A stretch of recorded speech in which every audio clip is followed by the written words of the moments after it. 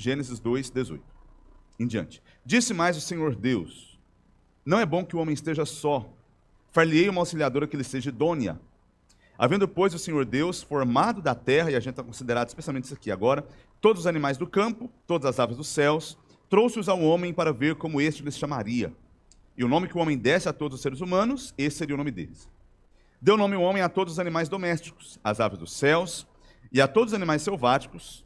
Para o homem, todavia, não se achava uma auxiliadora que lhe fosse idônea. O tom aqui no versículo 20, é triste. Deu nome o homem para todos os animais, mas para ele não tinha um auxílio à altura. Verso 21. Então o Senhor Deus fez cair pesado sono sobre o homem, e este adormeceu. Tomou uma das suas costelas e fechou o lugar com carne. E a costela que o Senhor Deus tomara ao homem, transformou-a numa mulher. Ele a trouxe. E disse o homem: esta, afinal, é osso dos meus ossos e carne da minha carne. Chamar-se-á varoa, porquanto do varão foi tomada. Por isso, deixa o homem pai e mãe, se une à sua mulher, tornando-se os dois uma só carne. Ora, um e outro, o homem e sua mulher, estavam nus e não se envergonhavam. Um pedido rapidinho. Bom, parece que já está se ajeitando aí, né? Mas o pessoal está chegando, a gente precisa acomodar bem todo mundo. E tem espaço, viu, gente? Tem espaço. Olhando aqui da frente, tem bastante espaço disponível. Mas vai dar certo lá, né? Jóia. Bom, queridos, o que nós estamos considerando, com base nessa passagem aqui, é a dignidade exclusiva que só o ser humano possui na criação de Deus. É isso que a gente está vendo. A gente vai chegar na hora que nós vamos falar sobre a relação entre o homem e a mulher, que, claro, está aqui presente no texto, mas esse não é o meu foco ainda. Eu queria mostrar para vocês, com base nessa prática do homem de dar nome aos animais, na constatação do verso 20, de que não havia um auxílio que lhe fosse à altura, que estivesse diante dos seus olhos, mesmo diante de todos os animais. Então, essa verdade aqui, os animais não podem oferecer ao homem um auxílio idôneo. Ele deu nome a todos os animais, mas no fim do seu trabalho, ele ainda está só. Então veja, eles são auxiliadores às demais criaturas de Deus, mas eles não são idôneos. Então veja, claro que os animais, a criação de Deus, é boa. Claro que tudo que Deus criou revela algo da sua glória, mas os outros animais, as outras criaturas de Deus, não são dotadas da mesma dignidade que Adão é. Eles têm uma dignidade menor. Por que isso é importante? O texto, pelo menos essa parte, vai ensinar para a gente três coisas. Primeira, o texto nos ensina como o ser humano é exclusivamente digno na criação de Deus. A Bíblia distingue essa criatura, que é chamada de ser humano, das demais criaturas, porque o ser humano foi dotado com a imagem de Deus. Isso, portanto, irmãos, nos mostra essa dignidade exclusiva do ser humano e mostra como, isso é o que eu procurei falar na semana passada à noite, para quem não estava aqui ou não pôde ouvir, como o ser humano é valioso, digno aos olhos de Deus e, portanto, nós devemos tratar a todos com respeito, com amor, com a dignidade que lhes é própria. Não pode haver espaço na igreja de Deus, nós que somos crentes e que cremos que Deus é o nosso Criador, não pode haver espaço para discriminação. Falei disso na semana passada. Toda discriminação é pecaminosa, quando a gente reduz, diminui o ser humano, para que dessa maneira a gente possa prevalecer sobre ele, seja da maneira que for. Então isso é pecado. Quando a gente distingue classe social, cor, sexo, inclusive capacidades físicas, ou de origem, de onde a pessoa veio e assim por diante, na igreja não pode haver favoritismos, não pode haver parcialidades. A gente não pode dar prioridade para alguém porque a sua condição aquisitiva, o seu poder aquisitivo é maior, ou porque ele veio desse ou daquele lugar, enfim, ou por causa da cor dele, e outras coisas dessa natureza. Eu comentei com os irmãos que, para a Bíblia, todos são descendentes de Adão. A Bíblia diz, de um só, Deus fez toda a raça humana. E, portanto, toda a raça humana compartilha desse mesmo atributo. Evidentemente que o pecado diminuiu, distorceu a imagem de Deus na gente. Mas isso não muda o fato de que o ser humano ainda é a imagem de Deus e ainda merece o nosso respeito. Nós somos crentes. Então ouça uma coisa que eu vou dizer. Mesmo o descrente tem que ser respeitado, amado por todos nós. Você acredita nisso aí? Nós deveríamos ser os primeiros a tratarmos bem, com respeito e dignidade, o ser humano. Porque nós cremos que ele foi criado à imagem de Deus. Então, entre nós, isso não deveria acontecer. Às vezes, existe, inclusive dentro da própria igreja, a prática, né, da gente alcançar um determinado povo, uma determinada etnia, e esse empenho missionário é bom, mas daqui a pouco nós criamos igrejas que têm características peculiares. Igreja que é só de branco, igreja que é só de preto, igreja que é só de oriental, e assim por diante. Mas a beleza da igreja é que no meio do povo de Deus, nós temos gente de toda tribo, todo povo, toda língua, toda nação. E isso não quer dizer que nós não reconheçamos as diferenças entre nós. É claro que existem diferenças entre nós. O que nós entendemos é que essas diferenças são meios de Deus expressar a sua glória de várias maneiras. Deus é criativo. E por causa disso, Ele não quis nos fazer todos iguais. É assim com os seres humanos e é assim com tudo mais. Não existe só um tipo de planta, não existe só um tipo de animal, e nós também somos diversos. Mas essa diversidade comunica a glória de Deus. E quando nós, apesar da diversidade, estamos unidos por um propósito maior, isso revela de maneira ainda mais gloriosa como Deus está presente entre nós. Então a gente precisa lidar bem com isso. Por que a gente discrimina muitas vezes? Porque normalmente a gente ama muito algo que existe na gente. Todo ódio é fruto de um amor mal orientado. Você está comigo? Eu estou pregando a palavra para você. Todo ódio é fruto de um amor mal orientado. Racismo existe porque alguém amou muito a sua cor. Machismo existe porque alguém amou muito o seu sexo, e assim por diante. Infelizmente, a gente tem que lidar com isso. Tem machismo nas igrejas. Tem racismo nas igrejas. Não estou falando em todas, tá, gente? Entenda que eu estou generalizando aqui. É claro que não é um mal que assola todas as igrejas, mas a gente sabe que inconscientemente, imperceptivelmente, em alguns momentos, isso pode acontecer. E nós devemos ser os primeiros a preservar, lutar, porque a Bíblia garante que o ser humano é dotado de uma dignidade exclusiva que ele recebeu do próprio Deus. Bem, esse é o primeiro ponto importante. Já falei disso na semana passada, tem a pregação com mais detalhes lá no YouTube, se você quiser acompanhar. Hoje eu vou para o segundo lugar. E se a primeira parte fala a respeito da dignidade exclusiva do ser humano, a segunda parte nos diz que o texto nos ensina qual é o tipo de relação que nós devemos ter com as demais criaturas de Deus, no caso aqui os animais. O que o homem exerce sobre os animais? Bem, a gente sabe porque a gente já leu o capítulo 1, versículo 26. Ele exerce domínio. Mas por que você está falando dos animais? Fica comigo aí que você vai entender. Tá bom? Hoje, no fim do culto, nós vamos mandar embora todos os nossos gatos, cachorros, passarinhos, peixes.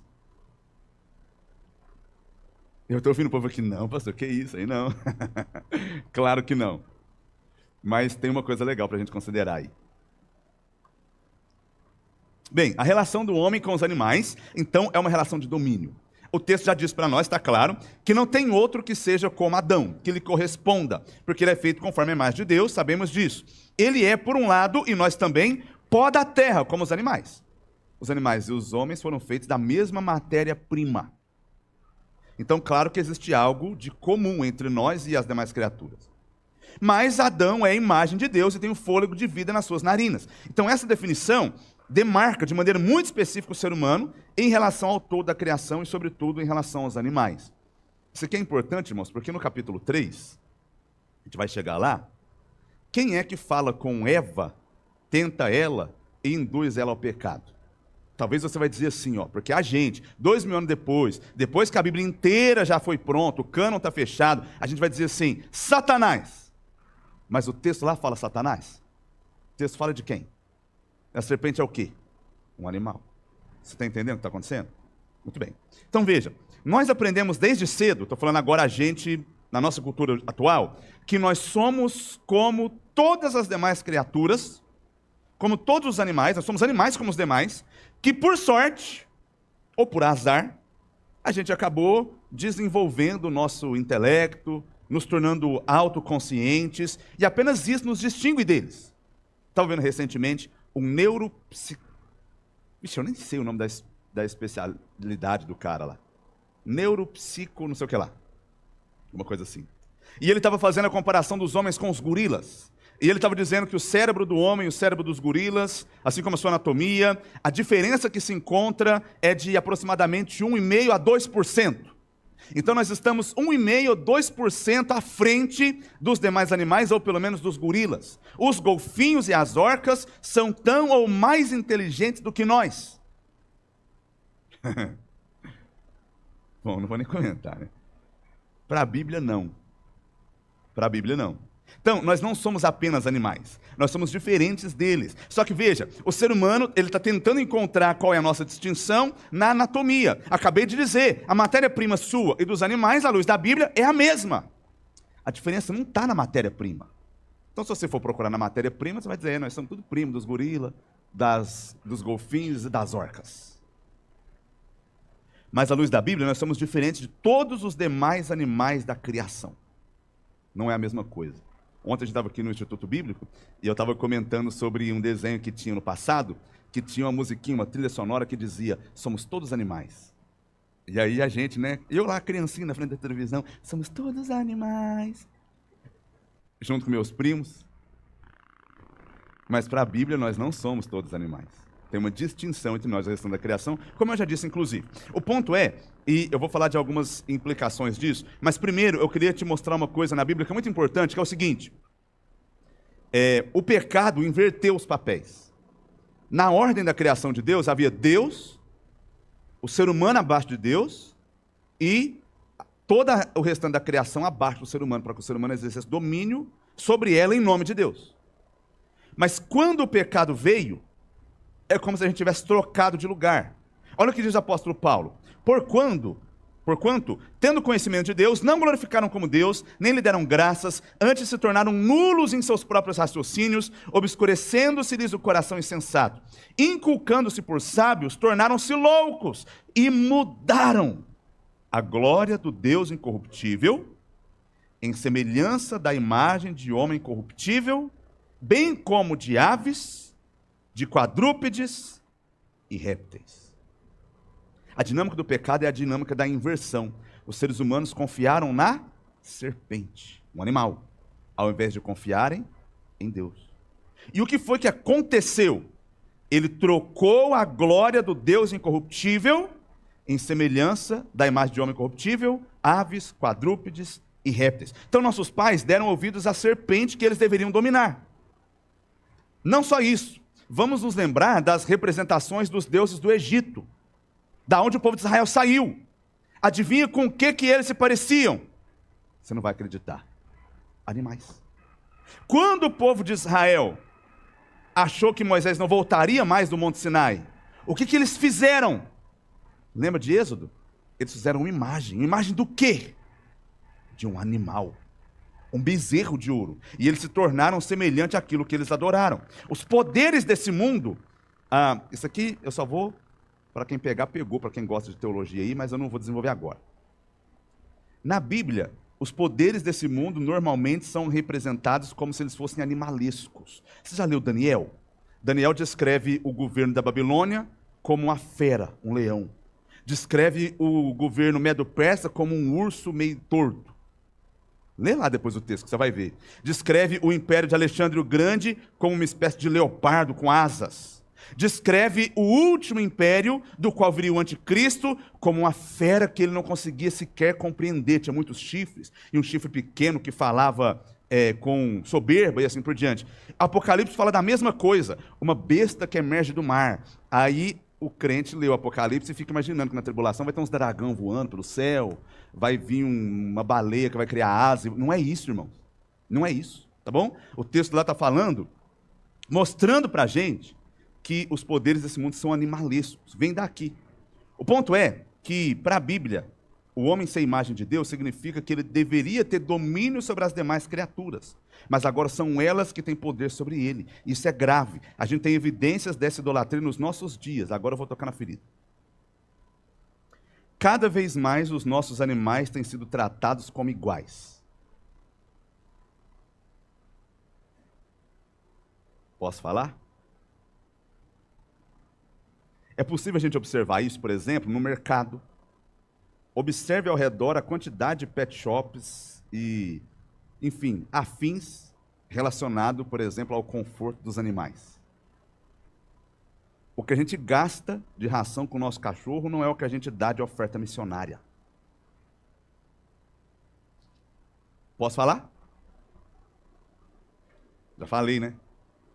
O mercado pet, por exemplo, é um grande mercado. Por outro lado, curiosamente, as lojas de bebês, de brinquedos, de roupa infantil, estão todas fechando. Por quê? Porque as pessoas não têm mais filhos. Ou melhor, elas têm filhos. Mas sabe quem são os filhos? Na nossa legislação, as penas para quem matar determinados bichos são mais severas do que as penas para quem matar um ser humano. Você matar um filhote de algum bicho aí, é crime inafiançável. Mas se você matar alguém, talvez você tenha alguma consequência.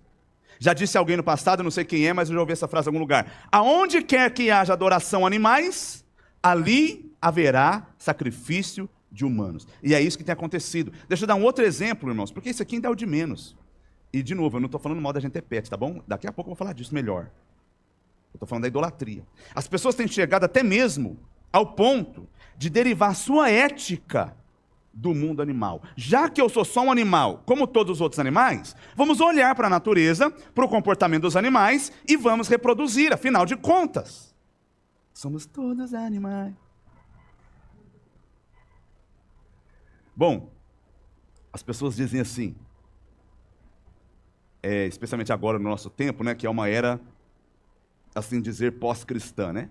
A gente é o remanescente. As pessoas dizem assim, gente, a monogamia não é uma coisa natural. Sabe o que é monogamia, né? Casamento com uma pessoa só. A monogamia não é uma coisa natural. Olhe para a natureza. Os bichos se relacionam com vários bichos. Olha para o galinheiro lá da minha casa. Tem um galo só e várias galinhas. Você percebe? É natural, portanto, que nós também, se nós somos como eles, não sejamos monogâmicos. Nós somos poligâmicos. E a gente tem que se relacionar com todo mundo mesmo. Afinal de contas, nós somos todos animais. Os animais, gente, isso aqui, talvez alguns irmãos estejam por fora do debate atual, mas é o mundo que a gente vive, ué. Os animais praticam incesto, por que nós não? É natural fazer isso. Os animais fazem isso. Nós temos que aprender a ética da natureza, dizem os sábios do nosso tempo para nós. Bem que a Bíblia diz, inculcando-se por sábios, tornaram-se loucos. Os animais praticam incesto, por que nós não? É natural. A gente tem que aprender a ética da natureza, a ética da floresta, a ética do zoológico e assim por diante. Sabe qual é o problema? É que as pessoas só usam esses argumentos para justificar a imoralidade delas. Leva esse argumento às últimas consequências. Vamos fazer igual aos animais? Então vamos. Os animais também devoram seus próprios filhos quando nascem. Vamos fazer sopa de criança a partir de agora. Porque eles fazem isso. Devoram os próprios filhos. O pessoal que cria passarinho aí, que na igreja tem uns, e aí de vez em quando nasce o passarinho, a pessoa tem que separar o macho, às vezes, dos passarinhos e da fêmea, porque o macho, com ciúme dos filhotes, mata os filhotes. Ora, é natural! Dizem eles. Por que não faz isso também? Os animais abandonam seus filhotes defeituosos para morrer. Os animais matam seus parceiros. Tem um tipo de aranha lá, você já ouviu falar dela, chama viúva negra. Sabe por que ela chama viúva negra?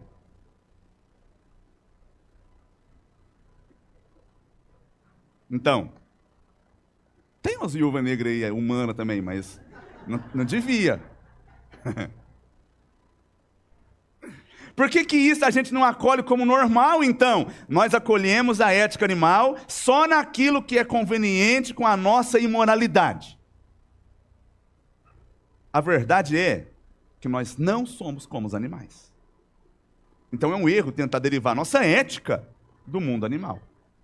Uma coisa muito legal, vou mostrar isso para você, é que Jesus coloca essa ordem de volta no lugar. Note, Adão perdeu, mudou a glória de Deus pela glória dos animais, e agora ele é dominado e não mais domina sobre eles. Mas Jesus, que é o segundo Adão, faz o contrário. Te mostro. Não precisa abrir lá, mas eu vou ler para você. O evangelista Marcos, ele narra a tentação de Jesus no deserto. Assim como Mateus, assim como Lucas também, João não narra, né? Mas esses três narram. Ele só usa 2 versículos. O Mateus e o Lucas, eles desenvolvem mais como é que foi aquela tentação. Mas o Marcos, ele fala 4 frases. Ele fala assim, ó, Marcos 1, versos 12 e 13.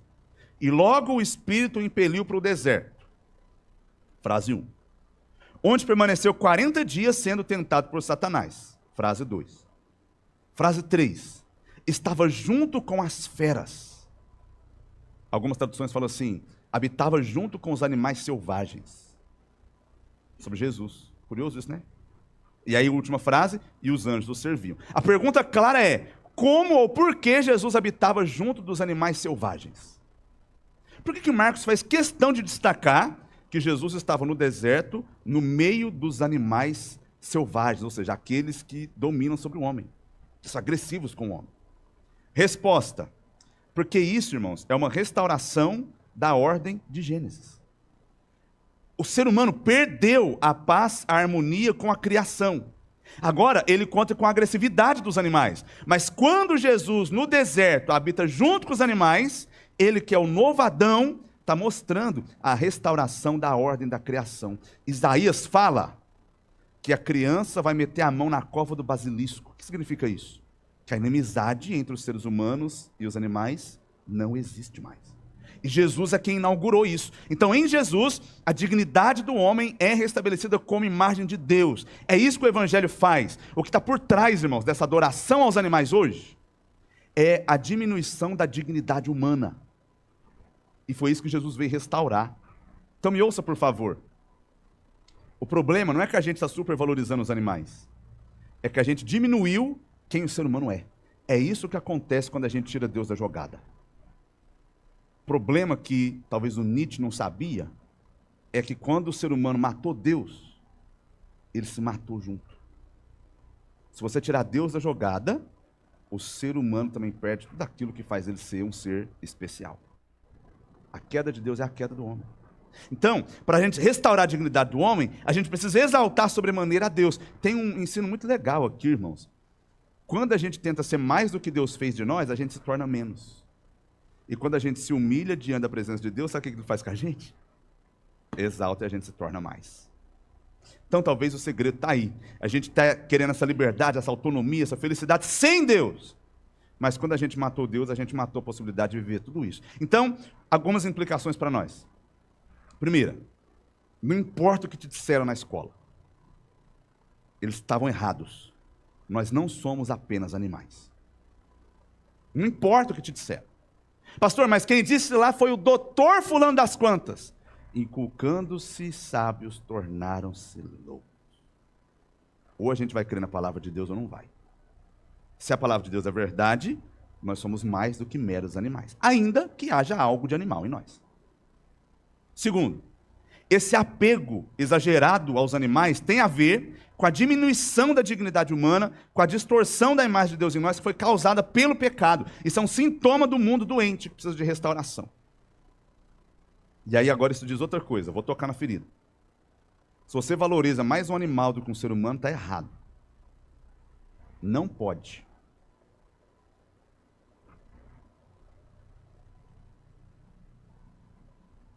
Eu sei o que a gente fala. Entre certos seres humanos e meu cachorro, sou muito mais meu cachorro. E eu amo meu cachorro, tá bom? Mas se tiver num prédio pegando fogo, o meu cachorro e o seu filho, e eu salvar o meu cachorro, você nunca vai me perdoar. E com razão. Você vai dizer assim, o pastor salvou o cachorro dele e deixou o meu filho para morrer. Sabe por que eu fiz isso? Porque eu valorizo mais o animal do que um ser humano. Você jamais me perdoaria se eu fizesse isso. E você estaria certo. Você estaria certo. A gente diz, e eu sei que a gente diz, os bichos são melhores do que muita gente. É claro que são. Eles fazem tudo que você quer do seu jeito.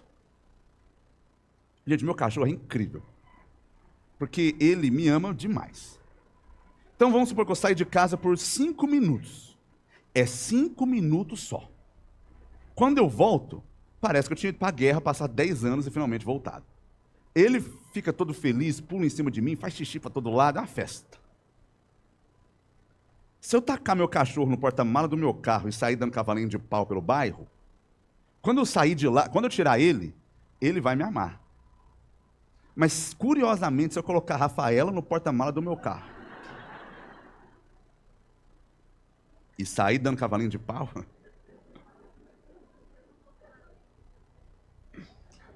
minha vida vai estar em risco. Então, por que a gente gosta mais dos animais? Porque eu posso fazer qualquer coisa com ele, no fim das contas, eles vão me amar. Mas quando a gente trata de outro ser humano, evidentemente é mais difícil. Ah, mas os seres humanos são difíceis. E você é facinho, né, o trem ruim. Então veja, para um cristão, portanto, os animais são criação de Deus. E eles devem ser cultivados e guardados. Lá no versículo 15 do capítulo 2, Deus falou isso. Ele ficou no jardim para cultivar e guardar. Então eles vão ser cultivados, guardados. Isso quer dizer que a gente vai amar, que a gente vai cuidar, que a gente vai respeitar, que a gente vai tratar o melhor que a gente puder. Mas a gente nunca deveria dar mais valor para bicho do que para a gente. Nunca deveria. Outra coisa.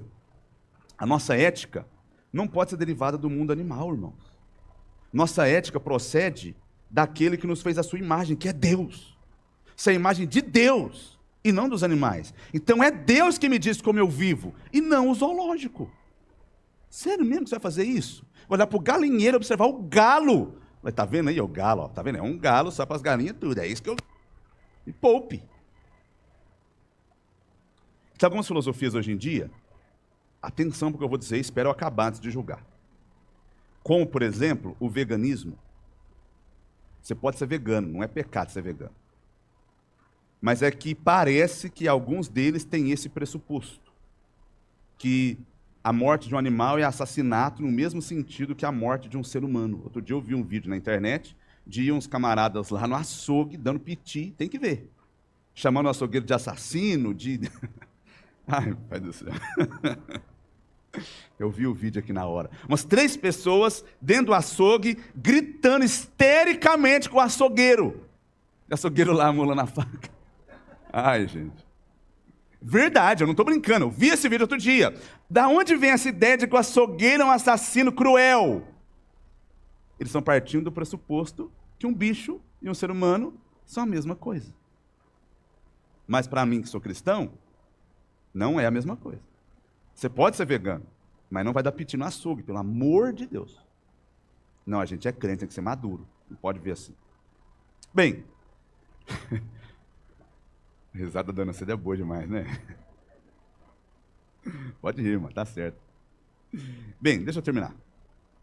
Isso aqui, gente, ensina algumas coisas para nós importantes. Toda essa confusão é fruto de uma coisa só: a diminuição da dignidade do ser humano. A gente perdeu a capacidade de distinguir a diferença que existe entre homens e animais. Claro, o incrédulo sem Deus, que não acredita na Bíblia, não vai olhar para a imagem de Deus, vai olhar somente para a composição material. Se for para a gente olhar a matéria-prima, então é verdade. Somos todos animais. Mas se a Bíblia está certa, então você é a imagem de Deus e, portanto, é distinto deles. Não é a mesma coisa. A lei da natureza não é a nossa lei. Terceiro, e agora essa coisa aqui é básica, mas eu acho que vale a pena destacar porque é uma lição presente no texto. A criação inteira é boa, mas ela não é boa do mesmo jeito. Existem graus diferentes de bondade. Na criação de Deus, existem realidades que são diversas e distintas. Inclusive, o apóstolo Paulo lança mão desse argumento quando ele vai falar lá com os coríntios sobre a ressurreição dos mortos. Os coríntios que estavam familiarizados com esse assunto por causa do pensamento grego, ele confirma isso, a autoridade apostólica inspirada pelo Espírito Santo. 1 Coríntios 15, 39 a 41. Nem toda carne é a mesma, porém uma é a carne dos animais, uma é a carne dos homens, outra dos animais. Outra das aves, outra dos peixes. Também há corpos celestiais e corpos terrestres. E, sem dúvida, uma é a glória dos celestiais, outra dos terrestres. Uma é a glória do sol, outra a glória da lua, e outra das estrelas. E até entre estrela e estrela existem diferenças de esplendor. Isso aqui é parte de um argumento que o apóstolo Paulo está desenvolvendo. Eu recortei ele para que você perceba uma coisa. Na boa criação de Deus, tudo é bom. Mas as coisas não são boas do mesmo jeito. Existem dignidades diversas e distintas. O ser humano é mais glorioso, mais nobre, mais excelente do que os demais animais. Então, na criação existem graus diferentes de bondade, de glória, de dignidade, de nobreza e assim por diante. Deus não dotou tudo do mesmo grau. Algumas coisas são inferiores e outras são superiores. Um bom exemplo disso, já falei disso aqui na igreja, é Mateus 10:37. Quando Jesus fala que a gente tem que amar a Deus, depois ao próximo e depois a sua criação. Então a gente ama a Deus, ama o próximo, ama a criação, mas não ama do mesmo jeito. A gente ama Deus primeiro, o próximo e a nós mesmos depois, e o restante da criação depois. Tem uma hierarquia, não tem? Então veja, normalmente, o texto não está falando aqui que, e esse texto aqui é muito legal porque ele também fala assim, ó, quem não aborrecer pai, mãe, filho, por amor a mim não é digno de mim. Jesus está falando que é para a gente não amar pai e mãe? Claro que não. Mas o que ele está falando? Que tem um amor que tem que ser maior que esse. Então existe na nossa vida a responsabilidade que eu tenho e você tem de amar cada coisa de acordo com a sua verdadeira natureza. Uma coisa que aconteceu com a gente é que os nossos amores estão bagunçados. E a gente ama menos o que deveria ser mais amado. E ama mais o que deveria ser menos amado. Ouve o que eu estou dizendo. Eu estava conversando com uma pessoa outro dia, uma pessoa que não compartilha da mesma fé que nós. E ela me fez uma pergunta que eu já ouvi muito, que é assim, ó. Está falando de um tipo específico de relacionamento conjugal, né? E aí a pessoa falou para mim assim, como pode ser pecado se isso demonstra tanto amor? Tem mais amor nesse tipo de relação do que em muitas outras que você está falando que é normal, que eu vejo por aí. Como é que pode ser pecado? Qual é a resposta para isso, irmãos? A resposta é que todo pecado procede de um amor. Esse negócio de a gente imaginar que porque é amor, é de Deus, não está certo. Presta atenção no que eu vou dizer.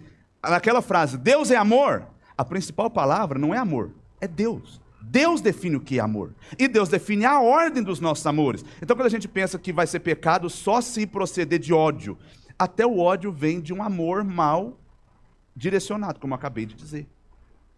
Eu vou citar um autor aqui chamado C.S. Lewis. Ele fala assim, pode um ser humano ser justo a menos que seja justo ao outorgar a cada coisa a estima que lhe é devida. Todas as coisas foram feitas para serem nossas, e nós fomos feitos para apreciá-las de acordo com os seus valores. Santo Agostinho, diz o C.S. Lewis, define a virtude como a ordem amores, a ordem dos amores, a disposição ordenada das afeições, na qual cada objeto corresponde ao grau de amor que lhe é apropriado. O que ele está falando aqui é que a gente tem que se ajustar à ordem dos amores para o encontro da vida eterna. Às vezes, a gente ama muito o que Deus ama pouco, e ama pouco o que Deus ama muito. Então, o grande desafio na santificação é a gente dar para as coisas os nomes corretos, para lembrar do que Adão está fazendo aqui, ó. O que Adão estava fazendo quando ele estava dando nome aos animais? Reconhecendo a glória de cada um e se relacionando com eles conforme a glória que Deus estabeleceu. Nós também vamos ter que fazer isso na nossa vida. Alguém diz, estou terminando. Alguém diz, nós precisamos amar as pessoas e usar as coisas. Mas normalmente a gente faz o contrário. A gente ama coisas e usa as pessoas. Porque a gente valoriza mais o que deveria ser valorizado menos, e valoriza menos o que deveria ser valorizado mais. Falando com os adolescentes na IBD ano passado, eu fiz uma brincadeira com eles lá. Aí eu levei um monte de imagens de produtos, de bens de consumo. E a gente fez uma espécie de adivinho preço. Tem essas dinâmicas até na televisão. Você vê o negócio e você chuta mais ou menos o preço aproximado dela. Então eu levei um tênis, levei um computador, levei uma casa, um carro, e a gente ficava discutindo lá. Qual é o preço disso? Qual é o preço daquilo? Aí, depois que a gente fez essa dinâmica, eu comecei a fazer umas perguntas para eles, né? Eles começaram a perceber que algumas coisas valiam mais do que outras. Beleza. Aí eu comecei a fazer algumas perguntas para eles relacionadas à própria vida. Quem que a gente deve amar mais, então? O Senhor Jesus Cristo ou os nossos pais? O Senhor Jesus Cristo ou nossos amigos? Os nossos pais ou os nossos amigos da escola? Nossos amigos da escola ou nosso conforto? Nosso próximo ou nosso dinheiro? Nosso vizinho ou nosso cachorro? Nosso computador ou nossa família? Não é que eu não amo a minha família, entende? Mas eu amo mais o meu computador. Toda escolha que a gente faz na vida é moldada, definida pelos nossos amores. Toda escolha. Toda escolha, irmãos, toda escolha. Quando eu escolho... Você vai depor contra mim isso aqui. Normalmente eu vou almoçar lá para 1h30 da tarde, eu almoço tarde. Porque eu tenho que buscar minha esposa no serviço 2h30. Mas depois do almoço, é duro, velho. Porque você acaba de comer e tal, aí você dá uma encostadinha e fala assim, eu vou esperar aqui 30 minutos até a hora de buscar minha esposa lá. Só que tá tão bom esses 30 minutinhos, entendeu? Aí eu olho no relógio e falo assim, 2h20, eu devia estar indo agora pegar ela lá. Mas só mais 2 minutinhos, não tem problema. Aí daqui a pouco é 2h40, tem 10 minutos que ela está esperando lá de fora, lá no sol. Aí eu saio correndo com o meu carro como se não houvesse amanhã aqui, igual De Volta para o Futuro. Os mais novos nunca nem viram esse filme, né? Vou que vou assim, vou lá e pego ela. Foi uma coisa simples, eu atrasei. Por que eu atrasei? Eu atrasei porque eu amei demais o meu conforto. Você está ouvindo? Por que a preguiça é pecado? Porque a preguiça é um amor exagerado ao meu conforto, em detrimento de outras coisas que eu devia amar mais. Você está percebendo? Então, tudo que eu faço, no fim das contas, tem a ver com eu valorizar algo, mais do que valorizar outro algo, e amar, então, uma coisa mais do que eu amo a outra. Isso é normal. O que a gente vai precisar fazer é definir o que vale mais e, consequentemente, o que nós vamos amar mais. Isso vale para tudo na vida. E você que chega atrasado no culto. Descobrimos o problema. Tem algo que você está amando mais. Vou terminar. O que a gente viu com base nessa passagem? Nós vimos 3 coisas. A primeira delas, que o ser humano é dotado de uma dignidade exclusiva. A segunda delas, de que existe uma ordem que deve haver na nossa relação com as demais criaturas de Deus. A terceira coisa, que existem diferentes graus de bondade, de glória, de dignidade na criação, e nós vamos ter que alinhar os nossos amores, o nosso coração a essa ordem que Deus estabeleceu. Isso é o encontro com a vida eterna. Enquanto isso não acontecer, a gente vai pecar. Amém? Mas cuida bem do pet, para de pisar no rabo do gato, a gente vai tratar bem, tá bom? Como deve ser.